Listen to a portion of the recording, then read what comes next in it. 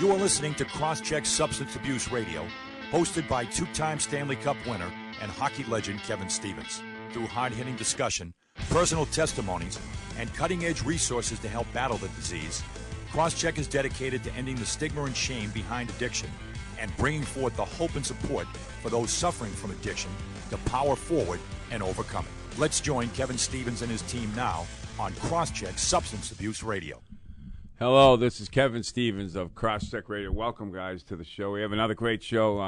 Some great guests today, a lot of hope and a lot of sobriety, all the things we're looking for. So I'll turn it over to Andy. He can take it from here. Thanks, Kevin. Yes, you are absolutely correct, sir. We do have a fantastic show today. And before we get started with our special guest interview, let's meet our other members of our panel. Alyssa Horton, she is with Recovering Champions. She is a certified addiction coach and recovery coach. And then we also have Willie Drinkwater, who is an addiction specialist in private practice and is also an adjunct professor at UMass Boston. Hello. Hello. How are you guys doing? Everybody good? Yeah. Doing fantastic. Good week. We have a great show today, and let's get started with our first guest, and we're thrilled to have him. He is a face you've seen on TV everywhere these days. He has an incredible story of hope and redemption, and we're just thrilled to have him. Mike Lindell from MyPillow is our guest, and we're like to welcome to the show. Hi, Mike. Hey, guys. It's great to be on your show today. Yeah, thanks, Awesome. Mike. Thanks. Welcome, Mike. Thanks for coming out. Yeah, so, you have an incredible story, from your start with MyPillow and kind of how you led up to the discovery of MyPillow. So we'd love to hear more about kind of your background and how it all came to be for you. Well, I was always an entrepreneur, but I didn't. I became a cocaine addict in the early '80s, and I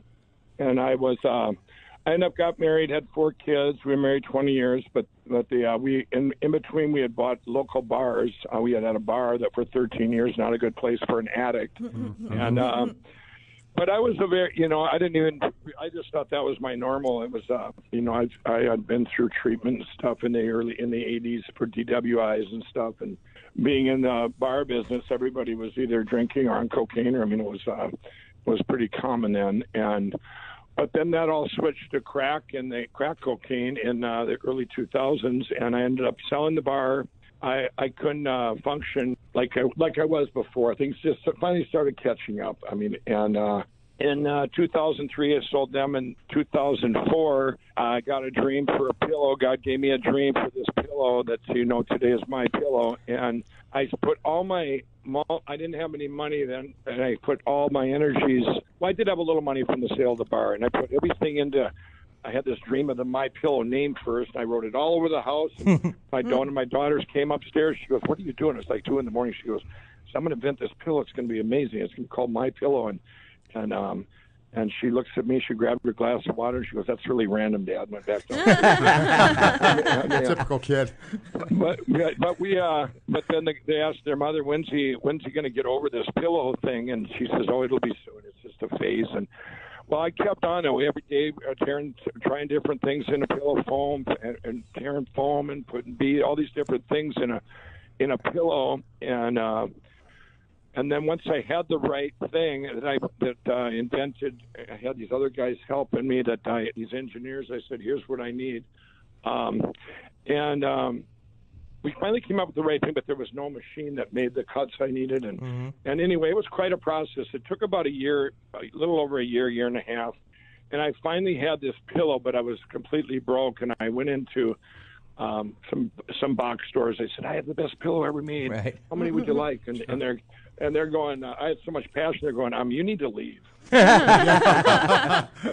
Here's the door. And I ended, right, here's the door. So someone said, "Mike, why don't you do a kiosk?" I said, "How do you spell that?" I didn't know what it was. But I couldn't sell at the kiosk. My wife at the time I had a very much a fear of talking to strangers, and I was a fear of rejection. Went back to even childhood, where I was actually, I had this unworthiness spirit, so I couldn't talk to people. But my parents divorced when I was 7. I was put in a new school, so I was either showing off, like climbing out of bus windows and jumping, or to be accepted. And so I can look back on that now and see where my addictions, all this stuff manifested from. But it was set up.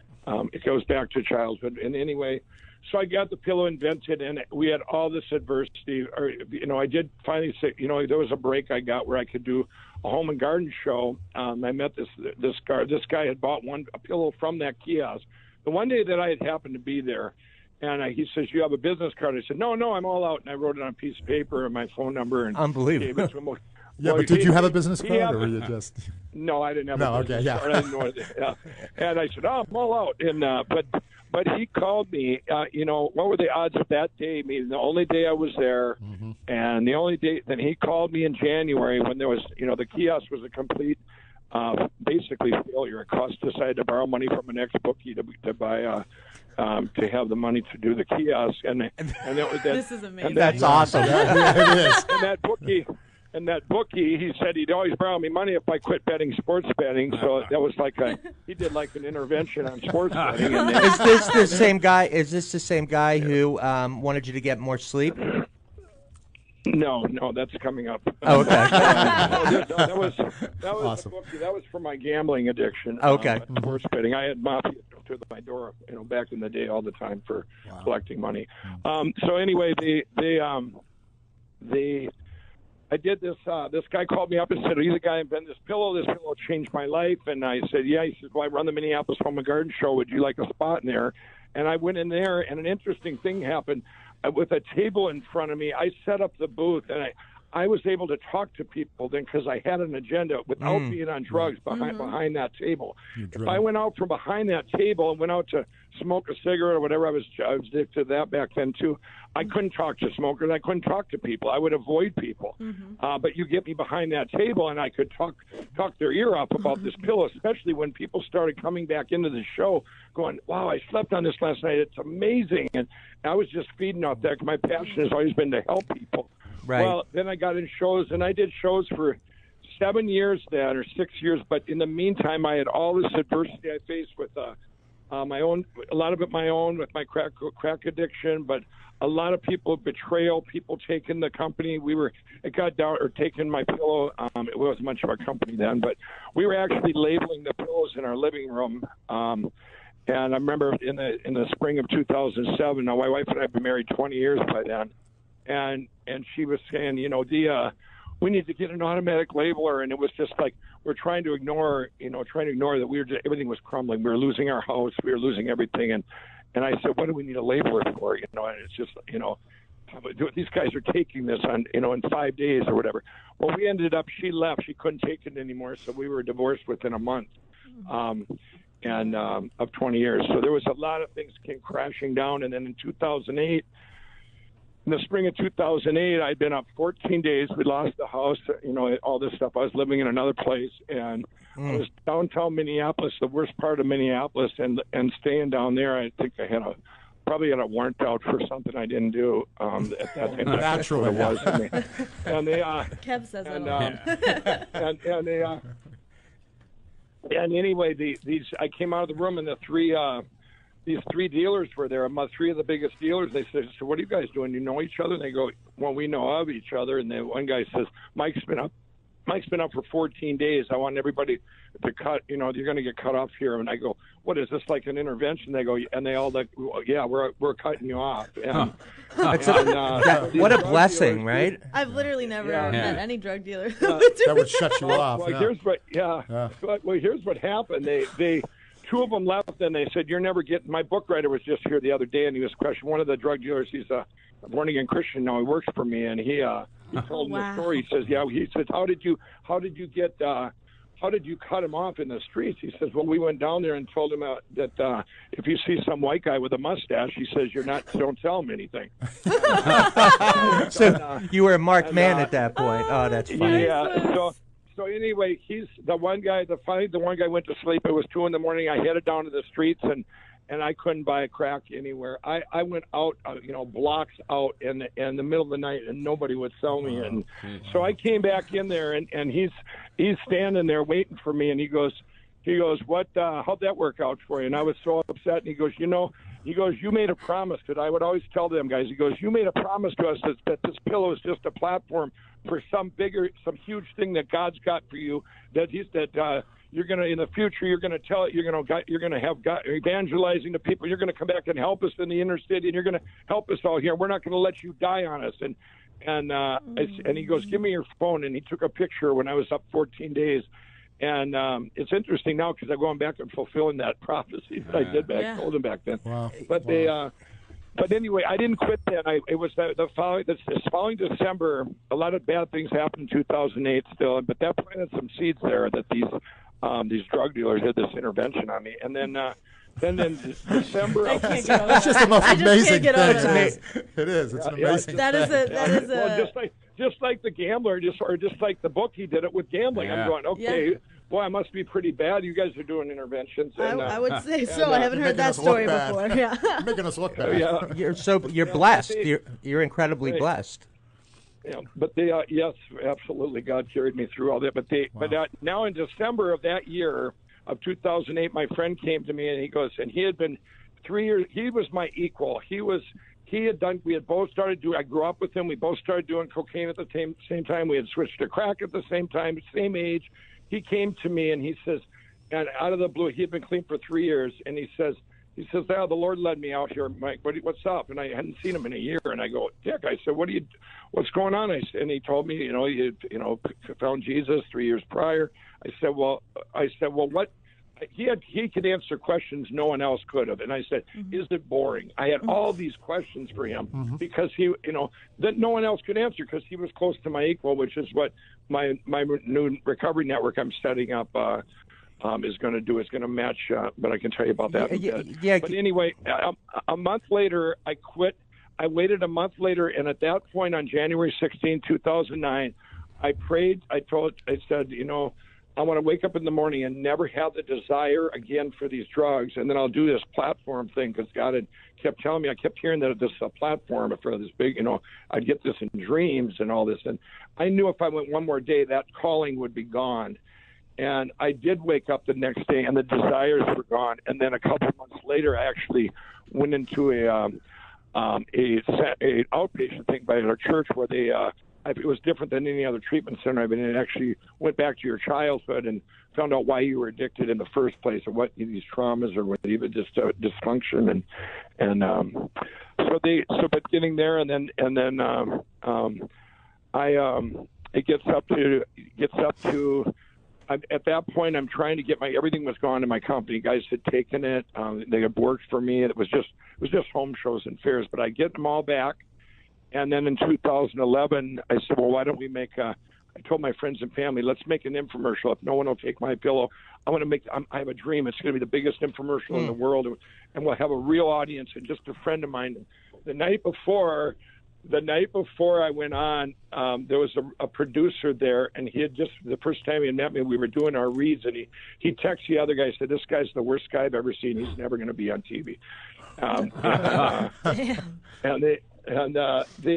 Obviously I didn't know about it, but he was kind of right. The next day I walked out and I was so afraid. I'm looking at this audience.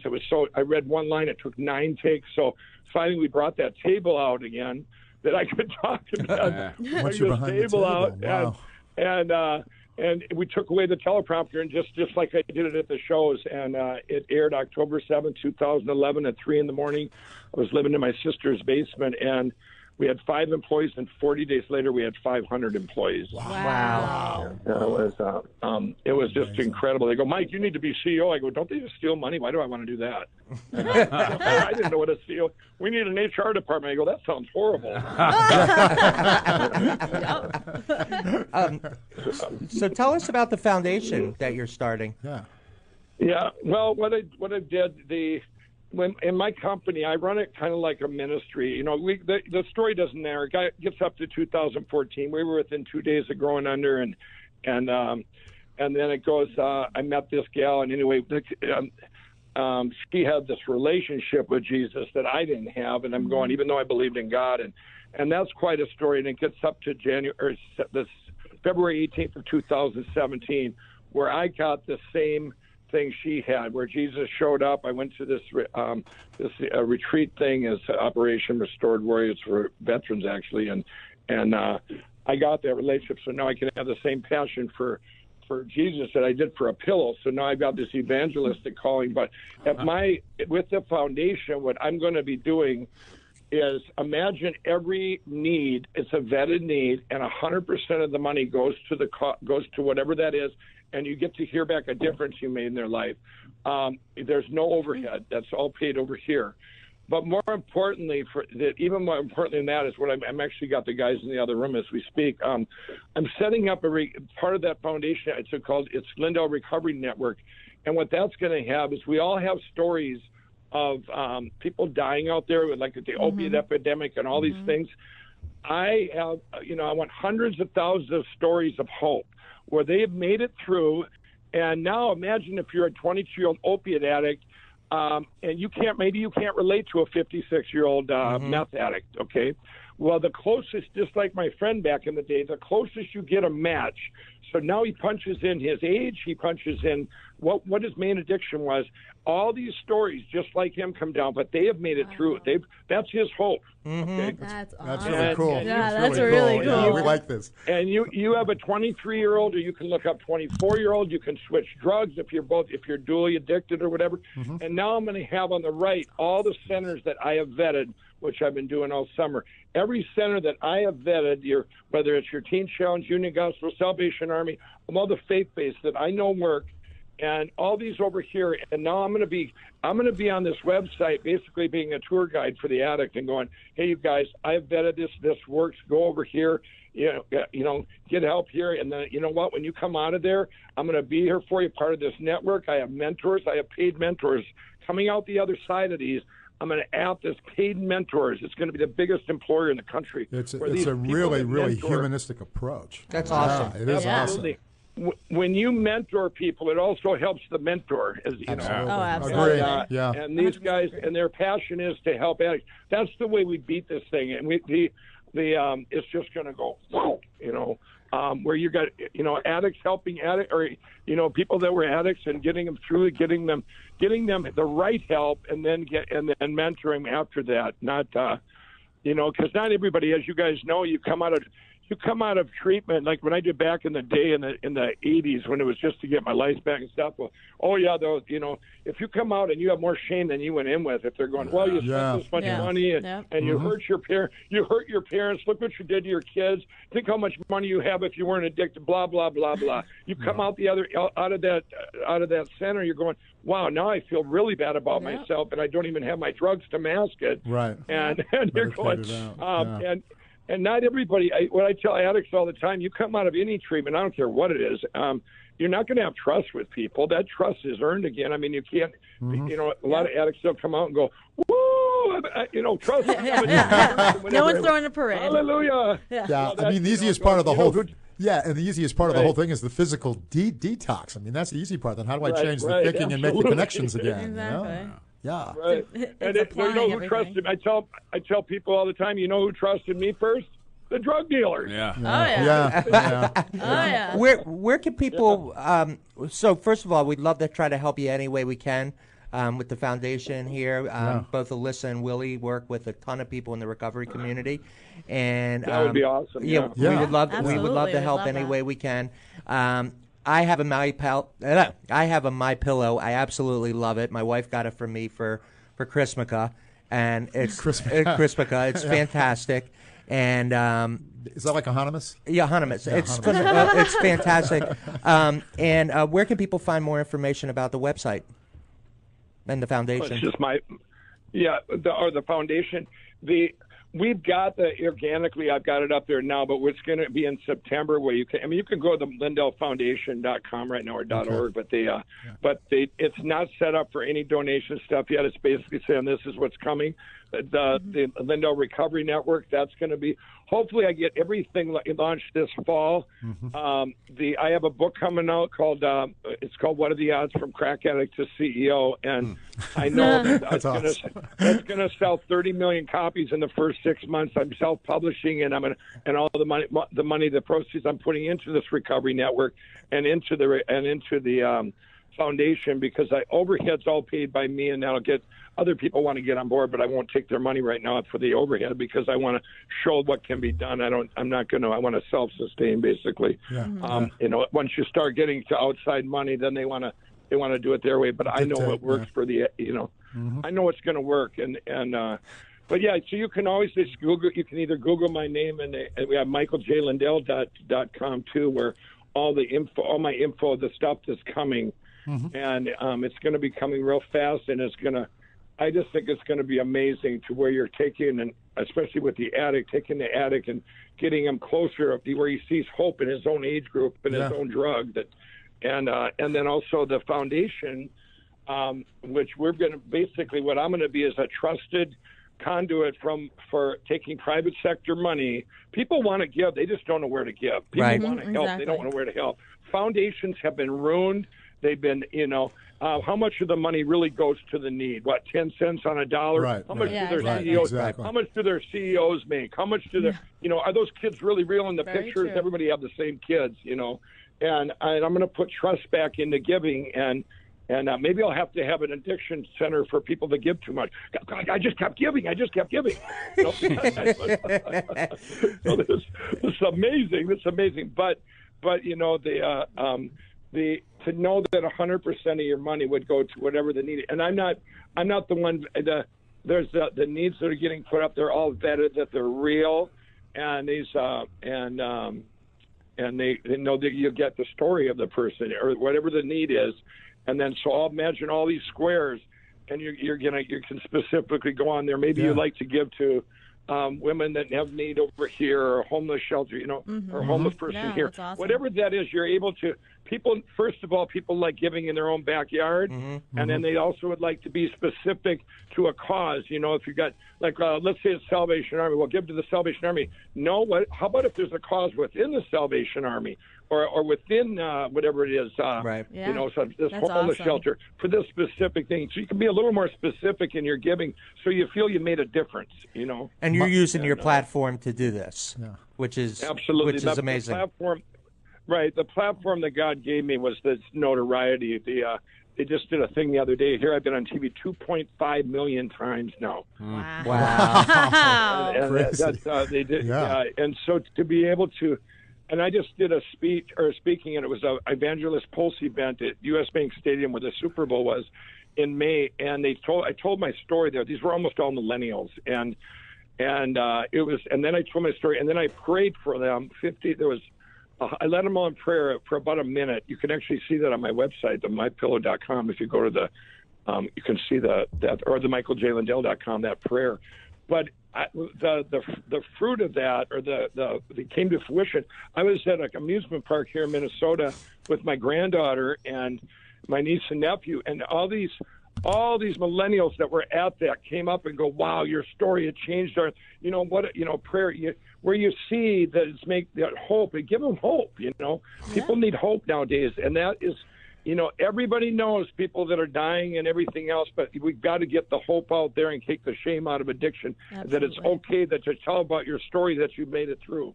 Absolutely, and that's what we do with the entire show, is that stories like yours help others, and we always try to have guests on who have an incredible story, and you have one. Absolutely.